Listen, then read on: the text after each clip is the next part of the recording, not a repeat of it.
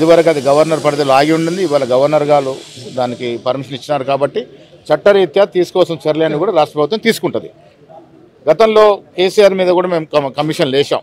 ప్రజాస్వామ్యం మీద గౌరవం ఉన్న ప్రభుత్వం కాబట్టి మేము అధికారం రాగానే ఎవరిని పెడతాన్ని అరెస్ట్ చేయకుండా ఒక పద్ధతి ప్రకారం నిజంగా వారు చేసిన నేరం ఎంతవరకు ఉంది అనేటువంటి విషయంలో చాలా కమిషన్లు వేసాం. అది ఎలక్ట్రిసిటీ విషయంలో కావచ్చు, కాళేశ్వరం ప్రాజెక్టు విషయంలో కావచ్చు, ఇవన్నీ కూడా కాళేశ్వరం విషయంలో కూడా మేడిగడ్డ విషయంలో కమిషన్ ఇచ్చిన రిపోర్ట్ ఆధారంగా అసెంబ్లీలో బిల్ పాస్ చేసి సిబిఐకి ఇవ్వడం జరిగింది.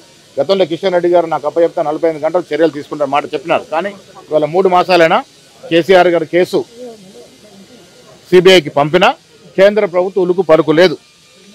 దీని ద్వారా అర్థమైందంటే కిషన్ రెడ్డి గారికి బీఆర్ఎస్ పార్టీ అధినేత కేసీఆర్ గారికి మంచి మైత్రి ఉంది, బంధం ఉంది. గత ఎన్నికల్లో వారికి సహకారం చేశారు.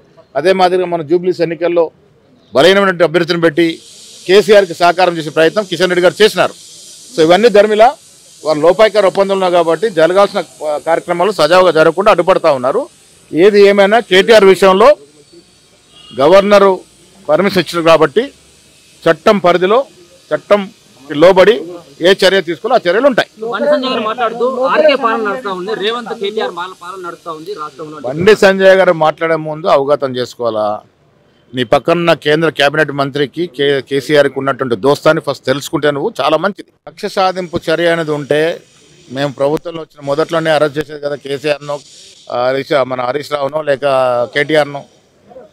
పద్ధతి ప్రకారం ప్రొసీజర్ ప్రకారం తెలంగాణలో 2023 ఎన్నికల్లో ప్రజలు మాకు ఎందుకు అధికారం ఇచ్చినారు?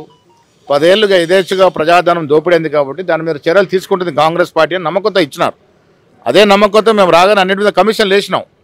కాళేశ్వరం రిపోర్ట్ వచ్చింది, సిబిఐకి అప్పచెప్పినాం. ఇలా కిషన్ రెడ్డి గారు జవాబు చెప్పాలి ఎందుకు దాంట్లో ముందుకు పోవట్లేదు.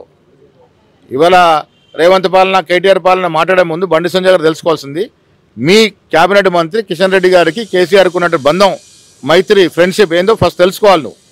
ఇవాళ వారు మైత్రిలో ఉండి ఒకరికొకరు సహాయం చేసుకుంటున్న పరిస్థితుల్లో కాంగ్రెస్ ప్రభుత్వం ప్రజల ఆకాంక్షల మేరకు ప్రజలు ఆనుకున్నటువంటి రీతి మేరకు చర్యలు తీసుకునే దిశగా ప్రయత్నం చేస్తా ఉంది. ఏదున్నా చట్టం లోపల ఏ రకంగా పోవాలో ఆ రకంగా పోతారు. దీంట్లో వ్యక్తిగతంగా ముఖ్యమంత్రి గారు ఇంకోరు ప్రాబ్లం కాదు. వారికి అలాంటి ముఖ్యమంత్రి గారికి ఎవరి మీద కక్ష సాధించిన ఆలోచన అంతకన్నా లేదు. చట్టం పరిధిలో చట్టం ఏ పని చేయాలో ఆ పని చేస్తారు. విచారణకు 2 ఏళ్ళు సమయం పట్టింది. కాళేశ్వరం విచారణ పూర్తయి రిపోర్ట్ ఇచ్చిన తర్వాత అసెంబ్లీలో దాన్ని టేబుల్ చేసి సిబిఐకి అప్పచెప్పడం జరిగింది. ఇలా సిబిఐ ఎందుకు యాక్ట్ చేయట్లేదో కేంద్ర మంత్రులు కిషన్ రెడ్డి, ముఖ్యంగా బండి సంజయ్ చెప్పాలా. కిషన్ రెడ్డితో మాట్లాడుకుని ఎందుకు ముందుకు పోవట్లేదు, ఆయన వాళ్ళిద్దరు సమాలోచన చేసుకోవాలి. సిబిఐకి అప్పచెప్పిన కేసు ముందుకెందుకు పోవట్లేదు? ఇలా రాష్ట్రం పరిధిలో కేసు చట్టరీత్యా ఏం జరగాలో జరుగుతుంది.